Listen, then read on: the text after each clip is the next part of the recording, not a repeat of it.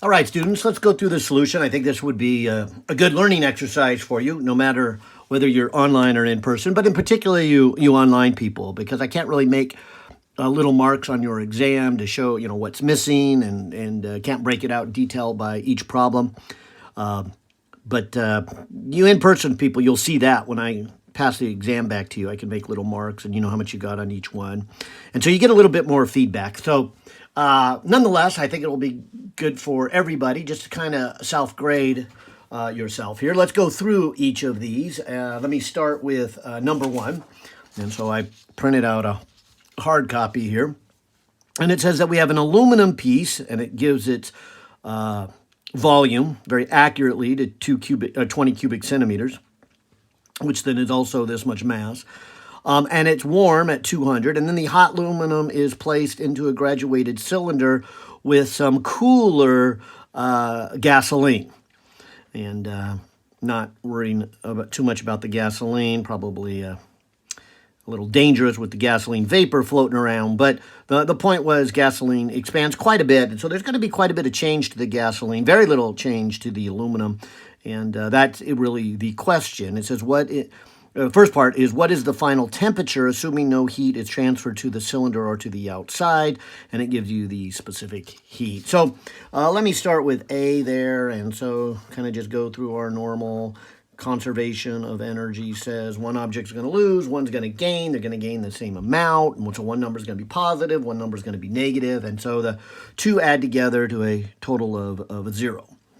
And so if I do MC delta T for the aluminum and plus an MC delta T for the gasoline, that should equal 0.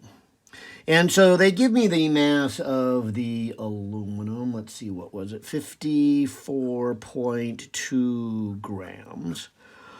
They give the specific heat, which is 0.9 joules per gram for each degree Celsius. And then the final temperature, I guess, is what we're looking for. And then minus what it starts at, and it says the aluminum starts at 200. So that term right here is going to be negative. We're going to have final minus a bigger number. So the aluminum loses some energy. So that's negative. And that's going to match what is gained by the gasoline. So the gasoline has a mass of 22.287 grams. And the specific heat of the gasoline, let's see, where was that? There it is, 2.2 joules per gram per each degree Celsius. We warm it up. And then it's going to, again, be final minus initial.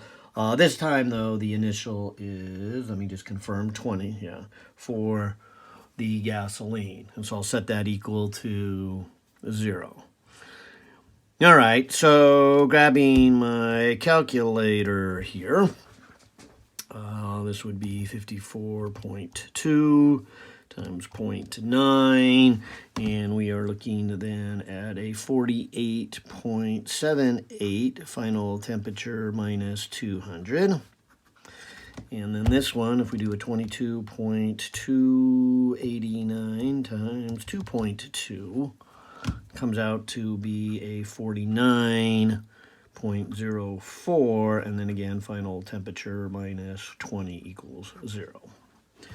And I guess I have a judgment call here. I could distribute both of these, but I could also save a little bit of distribution by first dividing everything by one of those, because that makes this one just final minus 200. Makes it mathematically a little bit easier. And then I would just take that number and divide it by the previous number, coming in with about a 1.005. And then final temperature minus 20 equals 0. Which then makes my distributive a little bit easier, but I'm not sure that's necessary. I'll just drop the parentheses here. minus, and so what would they be? That times 20, and it's like a 20.10 equals 0. So if I put these together, it's 2.005 for the final temperature, and then the 200 moved over makes 220.10, and comes up with a final temperature to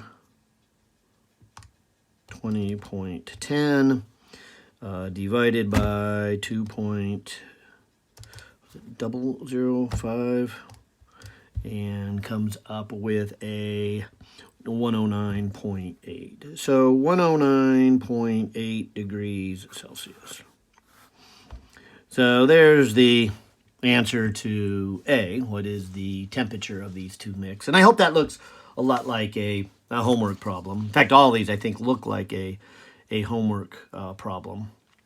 As we go on to B, it says once the aluminum and gasoline are mixed and thermal equilibrium has been achieved, okay, so we're now at equilibrium, what is the total volume reading on the graduated cylinder?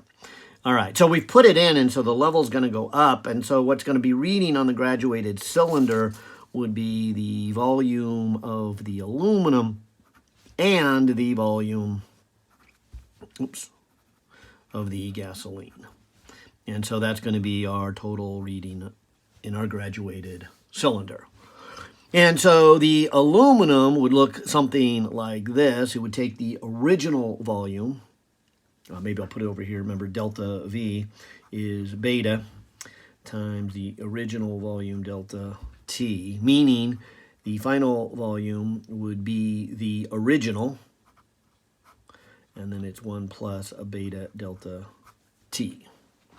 So working with the aluminum and knowing that the aluminum cools down, the volume of the aluminum is going to get a little bit lower, a little bit less. Not too much less, but let's calculate it. And so the volume of the aluminum would be 20, and then we would have 1 plus. And so an important part here is that we tend to list the expansion of solids by their linear expansion. So it's 3 times their linear expansion. And so it says here the linear expansion coefficient of aluminum is 24 times 10 to the minus 6. And then the change in temperature, of course, is final, 109.8 minus what the aluminum started at, which is 200. And so that would be the volume for aluminum. And notice it's a negative, so that's why it's going to be the original one minus a little bit, because that's going to be negative. Now, for the gasoline, it's its original, and the beta is given directly. And so be careful not to multiply the volume expansion. They're already giving it to you. And that's how we tend to work with liquids, because you always have a volume expansion. You never have, for a liquid, a linear expansion. And so we always list our liquids as a volume expansion. And then likewise for the aluminum, there's no point in ever listing the volume expansion if you just list the linear expansion. So we always list the linear expansion for solids and the volume expansion for liquids. And then, of course, gases, well, that's why we didn't really say anything in this first chapter 19, but later on we realized, wait a minute, how much it expands is not really a good question to ask about a gas, because it depends, are you doing it under pressure or not? And the amount of expansion is totally dependent on how much pressure you put on it. So you could have no expansion, and so we called it isovolumetric. Or you could let it just kind of expand under constant pressure, so it's isobaric. And you could have something in between.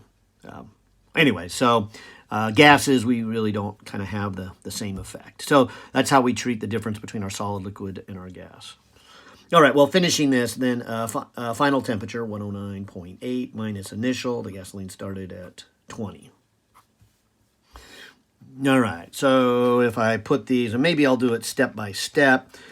This first one, I'll do the little piece here, 3 times 24 times 10 to the negative 6 times the 109.8 minus the 200. Okay, so that's a negative. And then, of course, we add 1 to it, and so it's still 99% of its original size. And so it has become a little smaller, and maybe I will do 4 significant figures, because that's kind of, or 4 decimal places, excuse me, because that's what they give us in the problem here.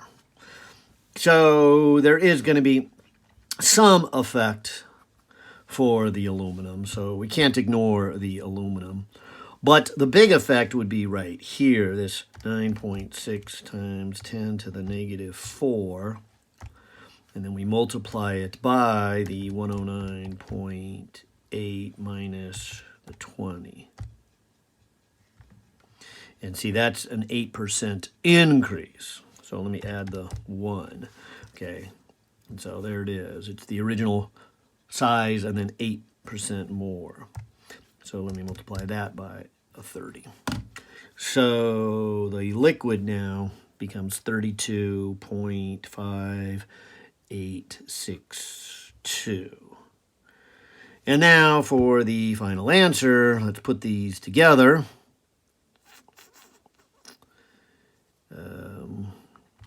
I'll do that one.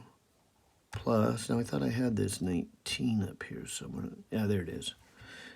Guess I did more calculations than I thought. All right, so it's going to read 52.45. That's probably good enough, but maybe I'll put 63 because I gave you the 4 decimal places. But that would be the volume because A, the gasoline got bigger, and then B, the aluminum piece got smaller. So a little bit smaller on the aluminum piece, a little bit bigger, and that's the reading on the graduated cylinder. All right, well, those are the 2 parts, and hopefully you did well on that one. Why don't I move on to, I think, the easiest one. It kind of depends if you put in the time on the homework, because this doesn't have multiple parts, and it is directly in line with one we did on the homework or the practice exam, one of those. But let's just read it here. We got a 2-meter long lead bar, so there's the lead bar. We got another 2-meter bar of copper. They have the same diameter. They're connected together in series. That's important because I think we also talked about during the homework ones that were connected in parallel. The lead end is in contact over with the 2 degrees, so that's the lead end's got the cold side. The copper end is in contact with the hot side. What is the temperature right here at the midpoint, the junction? Temperature at the junction. And you can kind of see that lead conducts faster. It's in, copper, wrong way. Copper conducts the energy better than the lead. Therefore, you're not going to see this middle point at half the temperature between them. And in fact, the temperature difference between the 2 ends of the copper got to be significantly less by the same factor of these conductivities as here, so that the energy can flow down and through this system. And that's the idea. We have this little equation that said dq dt is minus the thermal conductivity, the cross-sectional area, and then the temperature gradient. And this is what pushes the heat from the hot one to the cold one. And kind of the argument here is that the energy that flows in also has to flow through the lead. Otherwise, if it was different, then the reason it's different would result in some part of it warming or cooling. So kind of implied in here is this has been on here long enough for the temperature to remain some steady states. And so we are what we'd call a dynamic thermal equilibrium. We're not thermal equilibrium. We're not saying the reservoirs have come to the same temperature. They eventually will after a long time of this energy conducting out. But before they get to static thermal equilibrium. We've got a dynamic equilibrium. That is, we've got a time where the copper and the lead aren't getting warmer or cooler. It's just kind of flowing along. Well, enough with the lecturing. Let me jump into the problem, but here's kind of the thinking here, that the energy flowing through the copper piece has to equal to the energy that is flowing through the lead piece. And I'll just do magnitude, but because the, magnitude would be the hot minus the cooler one. And then, of course, in this direction would be the cooler one minus the hotter one. So as long as we do it in the same order, we would be okay. That is, we would do the one on the right to the left, and then same thing for the lead, the one on the left to the right, kind of like a number grid, because that's why we have the negative in there. And we know the energy has to flow in the same direction. So we really don't need magnitude. We just have to say they either are both positive or both are negative. And then, like I said, if we treat it like a mathematical number line, a grid, we get that. Because this first one here, the copper one, I think is what I called this one. So copper, lead. The copper would be this. It would be the thermal conductivity of copper times the cross-sectional area of the copper, then times this temperature gradient. And so this would be the 106 minus the temperature at the junction divided by its length. And so the rate of change is uniform once we reach dynamic equilibrium. And so I'll take the total temperature difference and divide it by its total length. So there it is for the copper, and then for the lead, would be the conductivity of the lead times the cross-sectional area of the lead. And then same thing, the temperature at the junction minus 2 over 2. And that's really the hard part of the problem, was the conceptual part that the energies are the same, and the equation for thermal conductivity and how we can establish a derivative equal to a difference in certain cases, and this being one of them, because they have the same area, it says, so we don't know what that is. We'll just cancel it off. They even have the same length. They could have been at different lengths. Probably would have been a more interesting problem, but I'll cancel those off. Because then we have this thermal conductivity of copper, which is this 397. And then the thermal conductivity of the lead, which is 34.7. And then mathematically, we're back to problem 1, where how do you want to do this? Do you want to distribute first?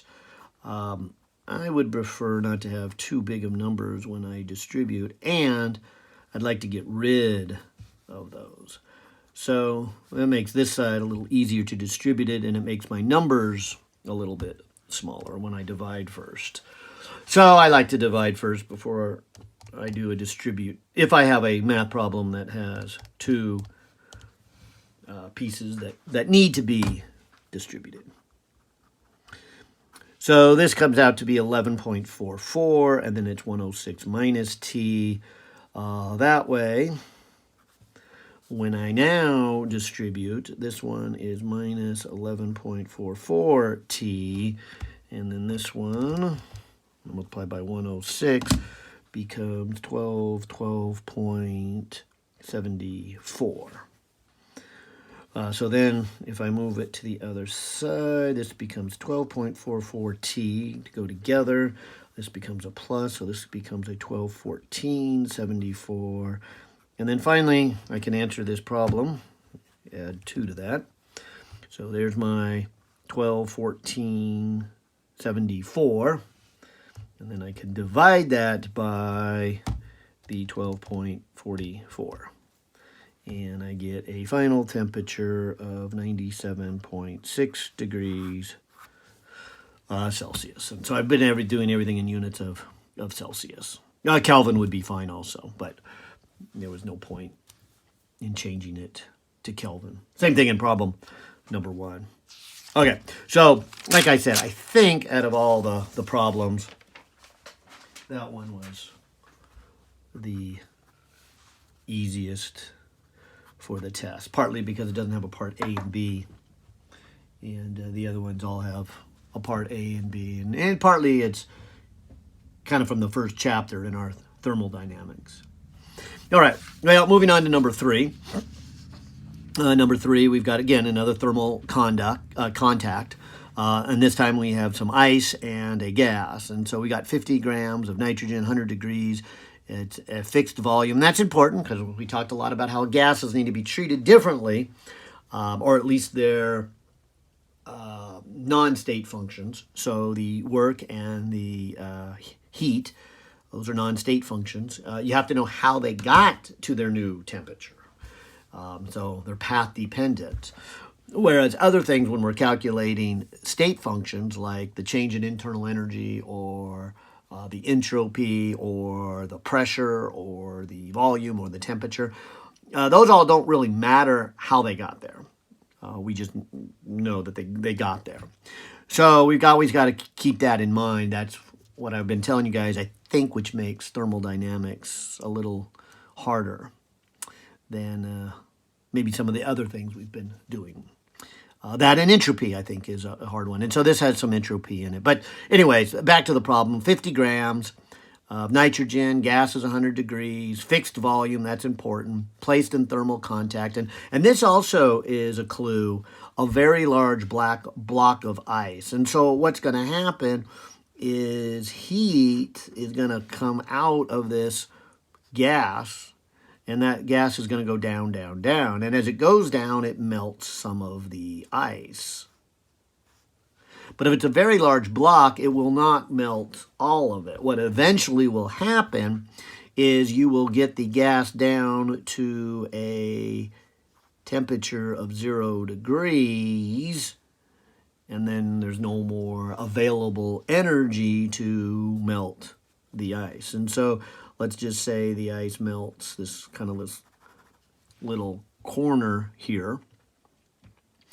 But what's probably real significant in getting started with this problem is to recognize that based upon the concept of the problem, you know that the final temperature is 0 degrees Celsius or 273 Kelvin, and you should probably start thinking on Kelvin on this one because they do ask for total entropy down here. And they ask for the pressure, which is the ideal gas law, and both of these involve temperature, not changes in temperature.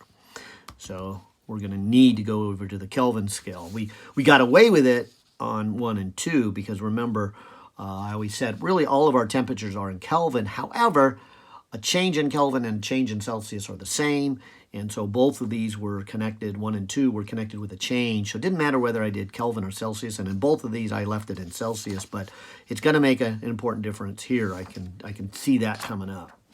So I'm just going to tell myself that the final temperature is 0 degrees Celsius or 273 Kelvin. Okay, so there is my final temperature. I know that. Also, when we were dealing with gases, we did the molar specific heat. And do not confuse then MC delta heat, T, the specific heat, with things like NCV delta T or Q equals NCP delta T. And so this is the molar specific heat. And we did those for the gases because the gases could be cooled or warmed with constant volume or with constant pressure. Now, for this problem, it's constant volume, so I'm going to be probably focusing on this right here. But I'm not going to be focusing on this. So I don't really want to know the mass. I want to know the number of moles.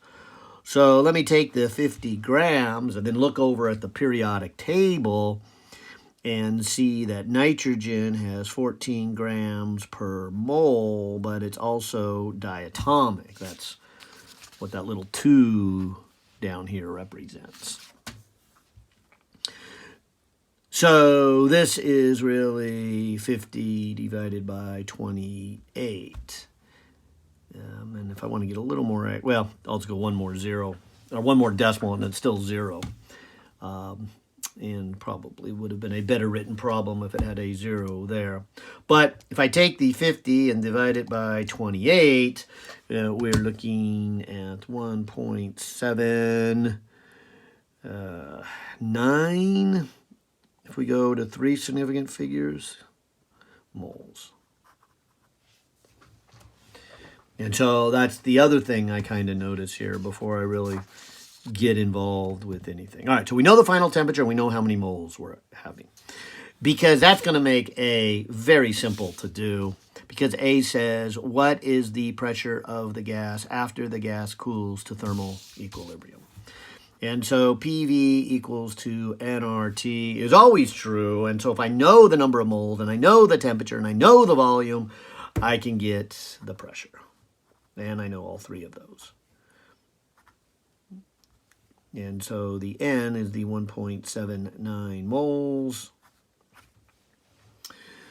R kind of depends on what units I want to use here. But let me go ahead and use the 8.31 because then I'll be in joules. And I can put this in a mole. And I can put this in Kelvin. And so that'll be my R.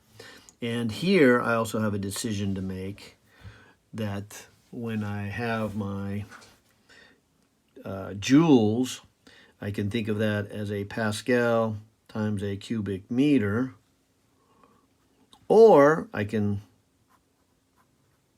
have the pressure 1,000 times bigger, kilopascals, and the volume 1,000 smaller. So I can, increase this by 1,000 and decrease that by 1,000, which is nice because 1,000th of a cubic meter is a liter. So I think I will do the liters and kilopascals because they give me volume that I'm going to put down here. It said it was a fixed volume of 55 liters. And that way I'll get liters to cancel out, and I will get pressure in kilopascals. So that's will be my approach. Now, the temperature, it depends where I want to do the pressure. We could even find the pressure at the beginning because we know it's 100 degrees Celsius, which would be 373. But I'm not going to waste my time figuring out what the pressure is before it cools. I'll just take it after it cools. All right, so leaving the number of moles in my calculator, multiplying by 8.31, multiplying by that by 273, and dividing that by 55, I get about a 73.6, maybe I'll round it to a 7, kilopascals. So there would be the pressure right after it cools. And just looking at the math, it looks like before it cools, we'd be very close to 100 kilopascals, so very close to 1 atmosphere. It looks like just a hair under 1 atmosphere because 1 atmosphere is like 101. All right, but now maybe the harder of the problem is B, what is the change of entropy? And so why don't we do the 2 together, or, well, calculate the 2 separately and add them together. Maybe I'll do the nitrogen first. And so this is a dq over a t. This is the part that I was saying earlier that I'll take advantage of the heat being transferred at constant volume by writing it as ncv dt over t. And then, of course, I can integrate from some initial temperature to some final temperature as it cools down, because we would have NCV, and then we would have natural log of final over initial. All right, and since it is cooling down, we expect this to be a negative number. In fact, then we can see that the initial is greater than the final, so this is going to be a negative number once we take the natural log. So yeah, it'll be negative. I'll put in the number of moles, 1.79. I'll put in R, 8.31 joules per mole. Kelvin. In fact, this should be mole, so moles would cancel off. And we're going to end up with joule over Kelvin for the units. Good. And then the natural log, the final temperature is the 273, and it started at 373. So grabbing my calculator, maybe I'll just go up there and grab the number of moles, 8.31 natural log of, what I say, 273 over 373. And I get a number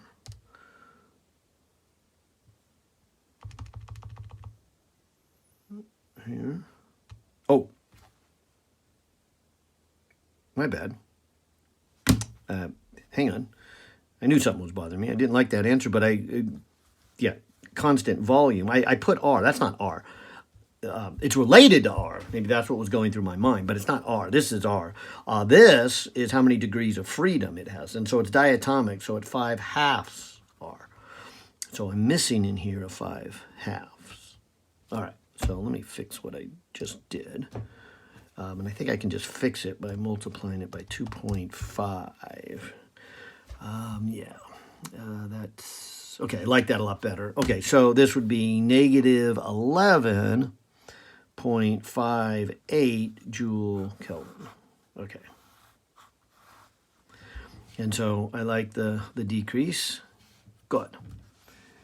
And of course, then happening at the same time is the change of entropy of the ice. So doing the same integration, but this time something's different, very importantly different, is the temperature doesn't change, because for the ice it's just melting, and that is it's breaking the bonds, and its ice is always staying at the 273 degrees Celsius. So this would be a Q over a T. I guess we could call it a delta Q, but Q is always a delta.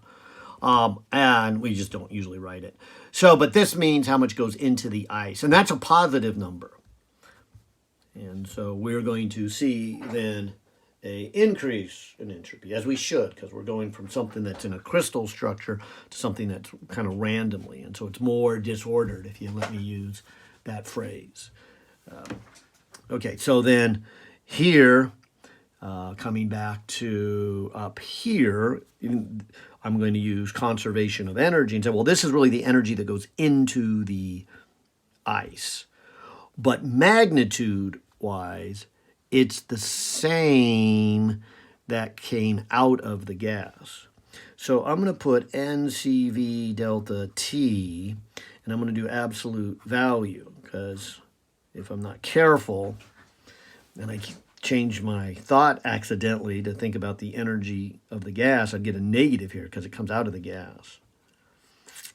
And I don't want that. I want the positive of it. So I want to calculate how much it is by using the gas, but then take the absolute value of it, the positive of it, because that's what goes into the ice.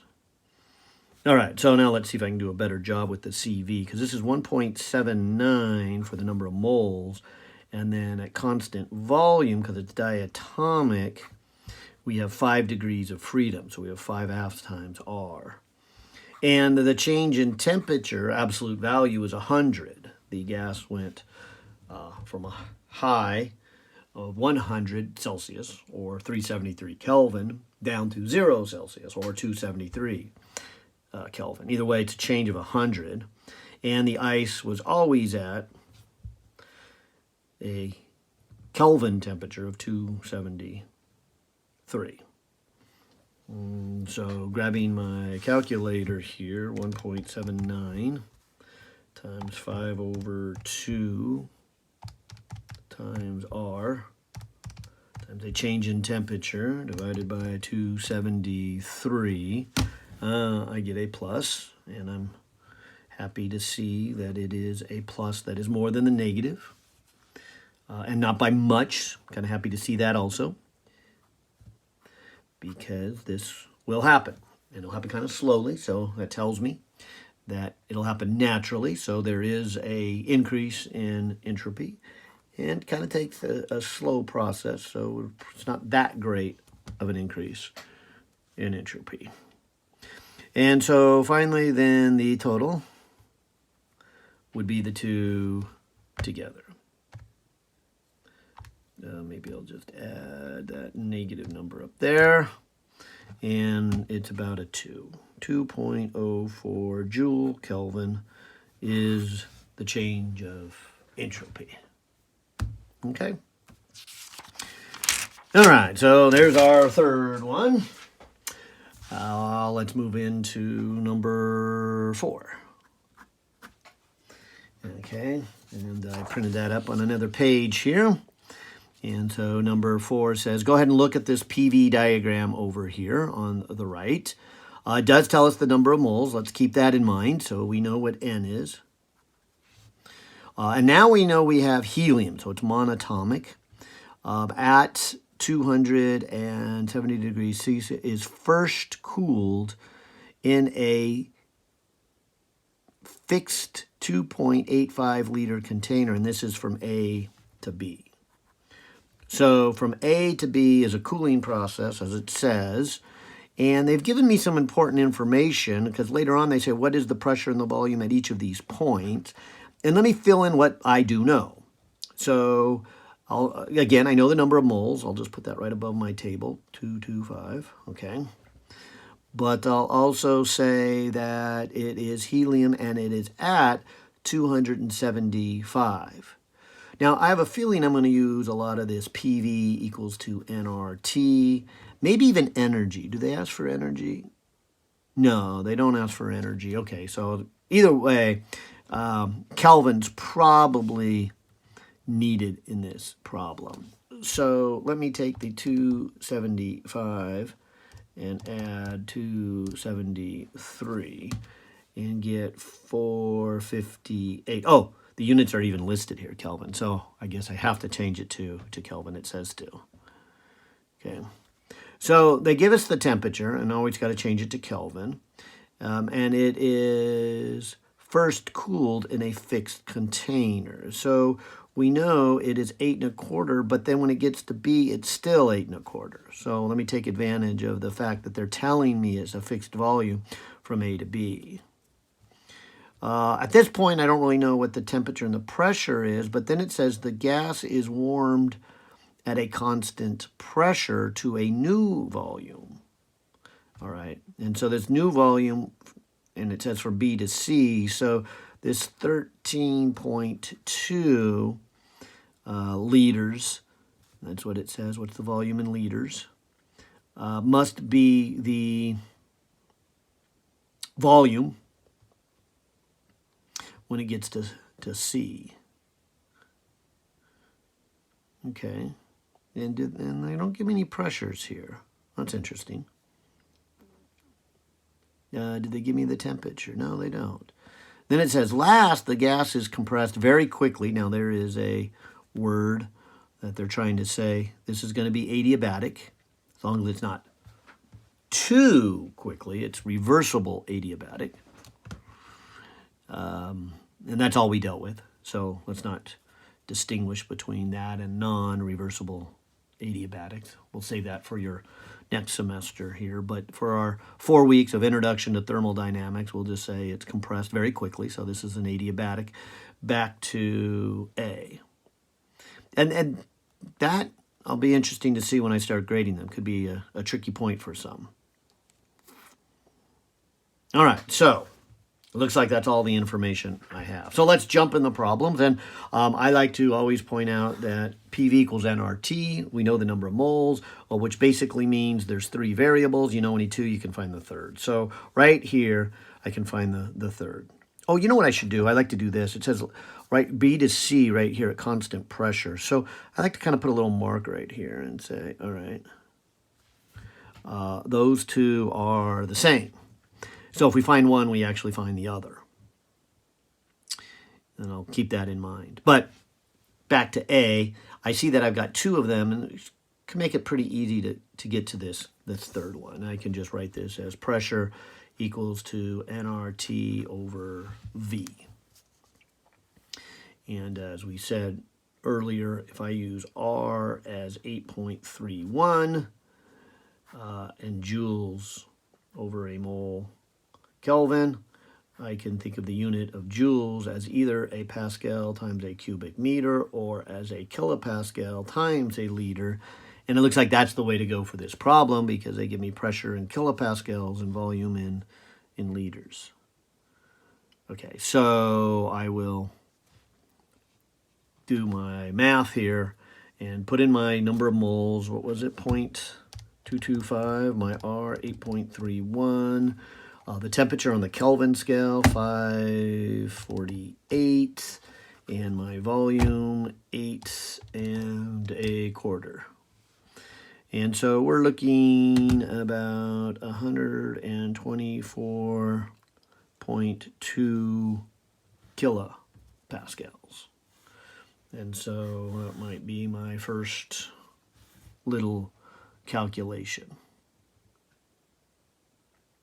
Now, probably the big one right here is to realize that the adiabatic, if you have two of them at one place, which is A, it would be connected to two of them at C.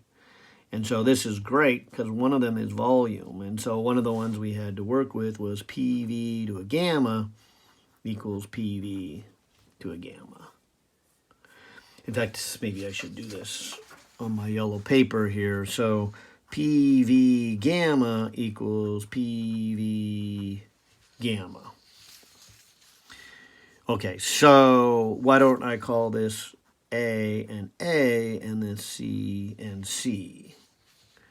Let me also say that gamma, which is CP over CV, would look something like this. We've got to look at how many degrees of freedom we have. And so we have helium, so it's 3 degrees of freedom because it's a monoatomic gas. And then so CP would become 5/2, which makes then 5/3. Yeah. Okay, so I know what the gamma is. So over here, I'll take my pressure that I just figured out for A, the 124.2 kilopascals, and I'll take my volume at A, which is the 8.25, and then raise it to a power of 4/3. And then pressure at C is what I'd like to find. And then the volume at C is the 13.2 times 5/3. And now I got a little bit of math to do. And so I don't have to raise it to a power separately. Why don't I bring this over and then bring the power outside so that it becomes 8.25 and then first divided by 13.2. And then that whole thing raised to 5/3. So that's what I'd get when I bring those and put it together. And then so times the 124.2 would give me a pressure of 56.7. So 56.7. And of course, looking at my chart, I can see that the pressure at C is much lower than the pressure at A. Remember we said earlier the B to C is constant pressure. So I'll just transfer that there. And now, keep in mind, we said if you know any two, you can always find the third. So in this case, temperature would be pressure times volume over NR. And then I can do this twice to finish the table and get the temperature here and the temperature here. All right, so I will take the pressure times the volume. Why don't I do B first? Because the pressure is actually already in my calculator. And the volume is 8.25. And then if I divide it by N, number of moles, and also divide it by R, I get a temperature of about, I'll just put it in here, 250.4. Good.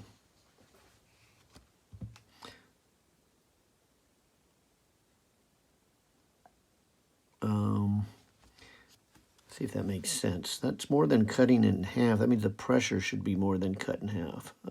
Yeah, 60. Okay, yeah, this is under 60. Actually, under 62. Okay, yeah, those seem like good numbers. And then I can do one more step here, which is to do this same calculation again. Or I can compare B to C to get there. But I'm just going to do this same calculation. I'll take that volume for C and multiply, or excuse me, pressure, and then multiply by the volume, 13.2. And then divide it by N and divide it by R. And maybe before I look at what I just said, I should say, well, for B to C, we should be, warming it because we're going to have more volume, but yet we want the pressure to stay the same.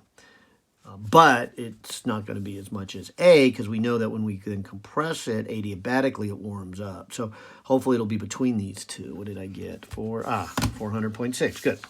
So 400.6. And not necessary, but it might be good just to kind of check my own work to see that if I did take the pressure times the volume divided by N and also divide it by its temperature, we should get R. Well, good. Same thing here. Pressure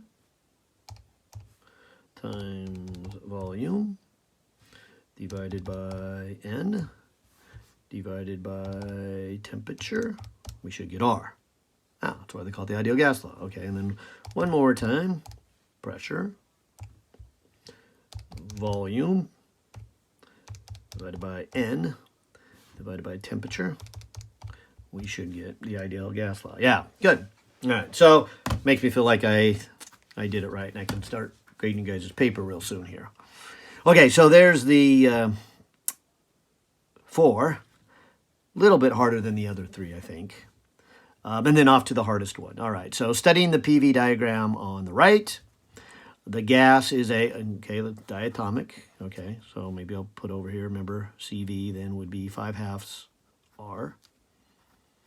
CP would be 7/2 R. And gamma would be 7/5 when I divide those two.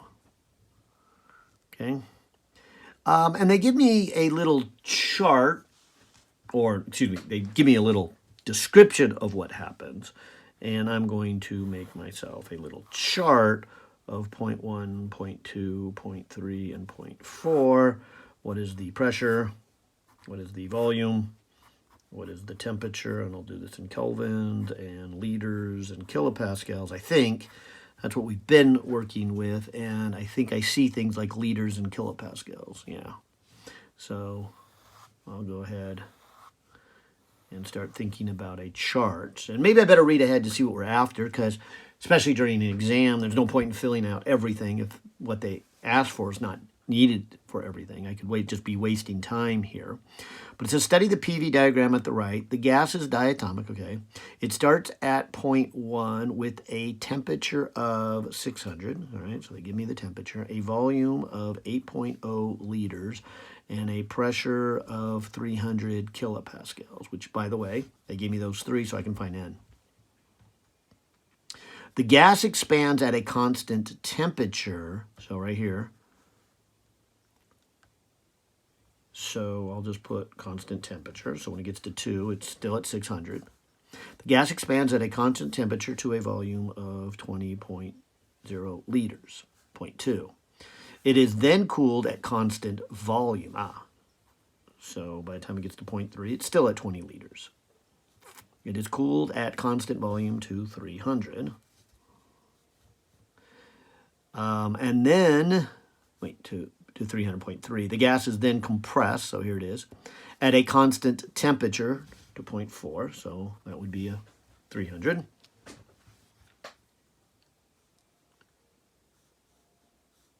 The gas is compressed, constant temperature. Okay, they don't really say anything about the volume here.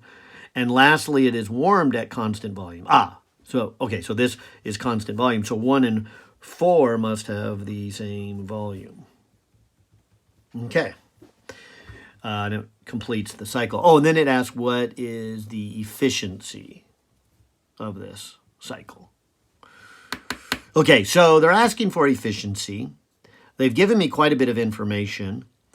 From this, I can get N. Like I said, I'll keep that in mind. Let me not bother to calculate it if I don't need it. But since they ask for, well, they ask efficiency. I might not need it. They might cancel off.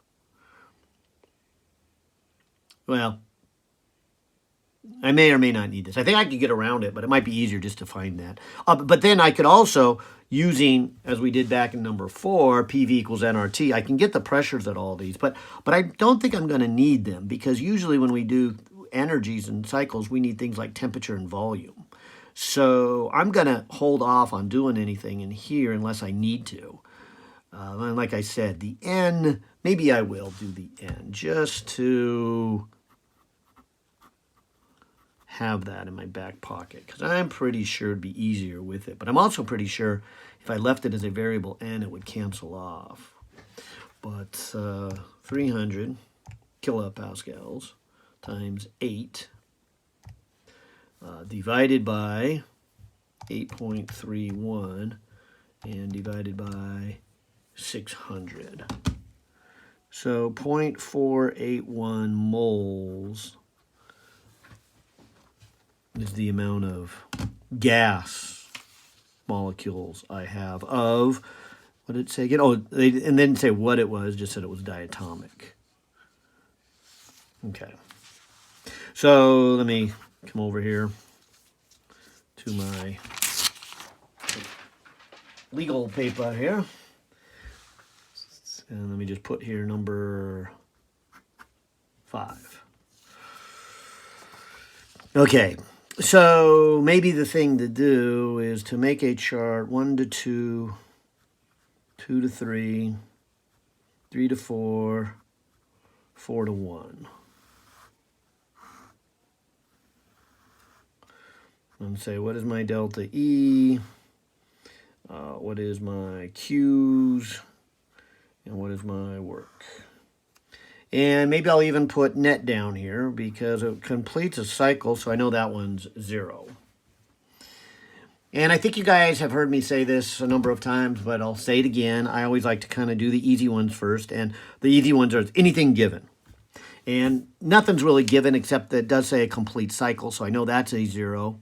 Nowhere in here do they say how much heat or work is done at each process, so I'll move on to the next one, because then I say find all the zeros. And we know that isotherms are zeros here, and so it looks like the 1 to 2 and the 3 to a 4 were isotherms. Now the Q is 0 for adiabatics, and we don't have any adiabatics in this one. And we know work is 0 for any isovolumetrics, and the 1 to 4 and the 2 to 3. All right. So, again, that's what I would do kind of first. And again, how much do I fill in here? Maybe I don't need everything.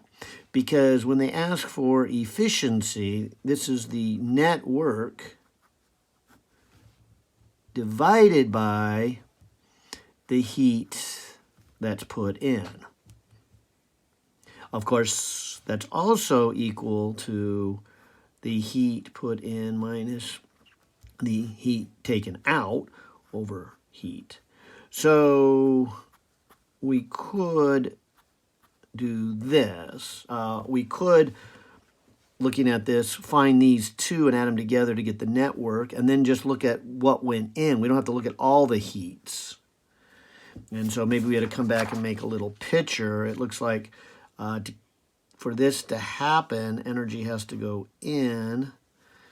And so 1 to 2 would be a positive number, but 2 to 3 it would come out. And it looks like 3 to 4 it would come out. So these two right here, 3 to 4 and 4 to 3, these would be negative numbers. I'm going to put negative. But 4 to 1 would also be a, oh, I put it in the wrong place. Those two would be negative. 2 to 3, 3 to 4. But the 1 to 4 would be a positive as well as the 1 to 2. So, like I said, one option is to find the network, which would be these two guys, and then the heat, which would be that one. Another option is to find all four of these. These two added together are these two, and these two combined is that one. Still not sure which would be easier here, so maybe I'll move on here. Because you probably heard me say then the next step after I get to the zeros is to jump over to the delta E, because that doesn't matter the process. The delta E is equal to NCV delta T. So I'll go ahead and do that. That'll be actually very helpful on the 2 to 3, because the number of moles I did do. I'll put in the number. Like I said, we probably could leave it alone because there would be an n in the numerator and an n in the denominator. That's why I said I think they're going to cancel off. But just to actually have a concrete number, I'm going to put 0.481.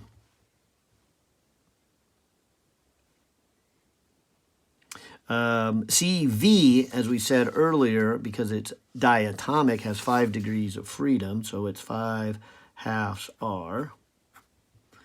And the change in temperature, and I'm looking at 3 minus 2, so this would be 3.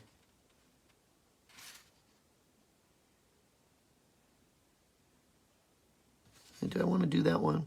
Yeah, I'm going to do it. 300 minus 600. Why not?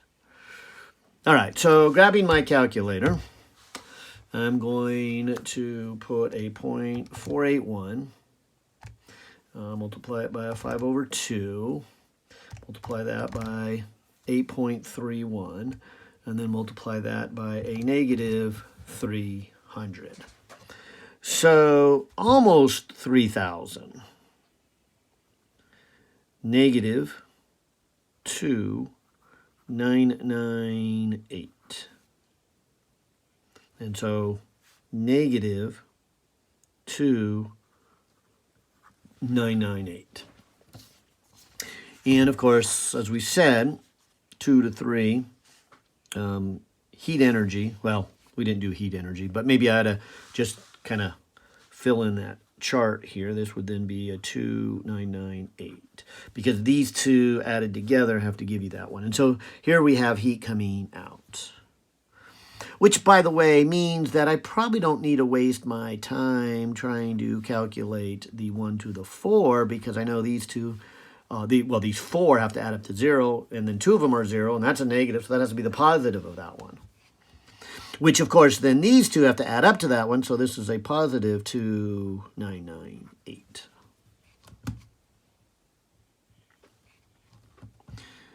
Now, like I said, we could either get all 4 of these or these 2 and then these 2.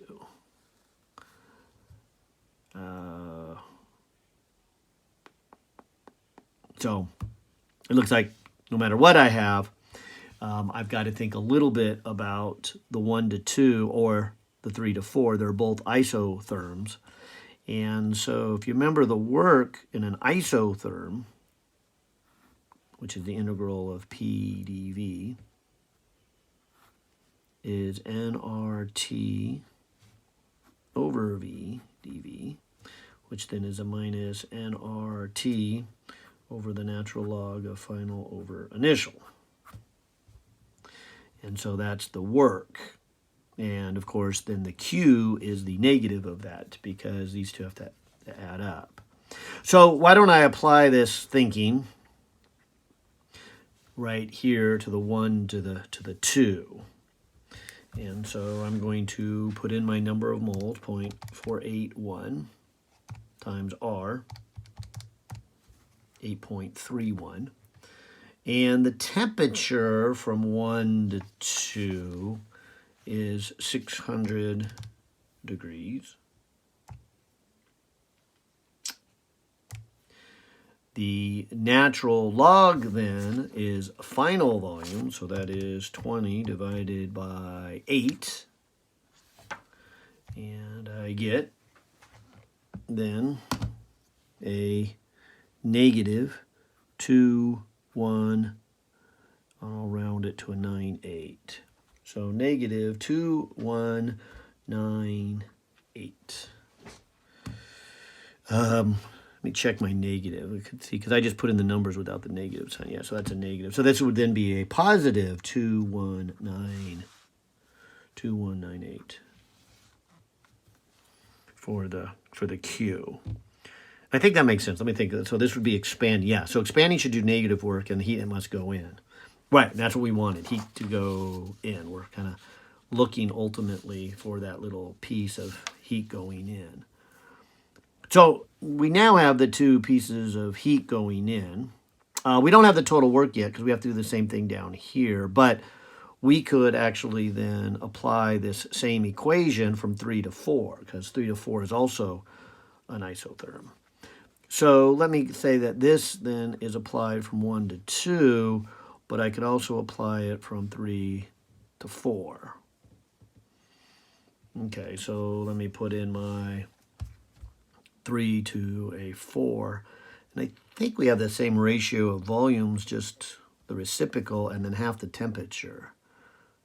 So this should be about half as much with a different sign. Let's give it a try. I'll do the negative this time.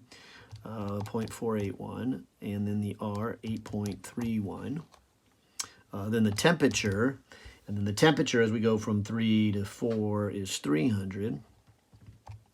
Then the natural log, and the final volumes as we go 3 to 4. Yeah, so now this is the 8, and it's divided by the 20. And so this is a positive, and it makes sense. We're squeezing the gas. And so positive 1099, and that is half of that. Yeah, good. And of course, these two have to add up to 0, so this must be a negative 10900. Okay. So I actually then, for better or worse, completed everything in the table. But it looks like I had to get close anyways, because like I said, I needed either to add these two to get the network, and then just the positive ones to get the heat. And so maybe I will do that. So this should be a negative 1099. Since that's half of that much, it should be the same number as that one, and then with a negative, and that's good. So the absolute value of this, using this up here, is 1099. And the amount of heat going in, so just looking at the two positive ones, would be 2198 and 299.8. So there's the total heat going in, 5196. By the way, if I add this, I should get a plus 1099, right? Because that should add to 0. And that might make me feel a little better if I check it out, because that minus and that positive are the same. Then we have those. Okay, good. Does match. All right, well, to finish the problem, let's go 1099 divided by the last answer. And looks like about a 21%. So 21.1% efficiency for our Stirling engine. This is actually the thermal dynamics for a Stirling engine. I know we did in class the thermal dynamics for the Otto cycle, and we also did it for the Carnot cycle. I think either a homework problem or a test review did the diesel cycle. I know I showed you the Stirling engine, but I don't think we did the thermal dynamics PV diagram. Just ran out of time. So this was the Stirling engine, so in case you wondered about that. All right, well, hope you did well on the test, and I'll start grading these and get a chance to send these out to you, or this video out to you. I'll probably do it, well, later tonight. So you'll probably get it Saturday night. Bye.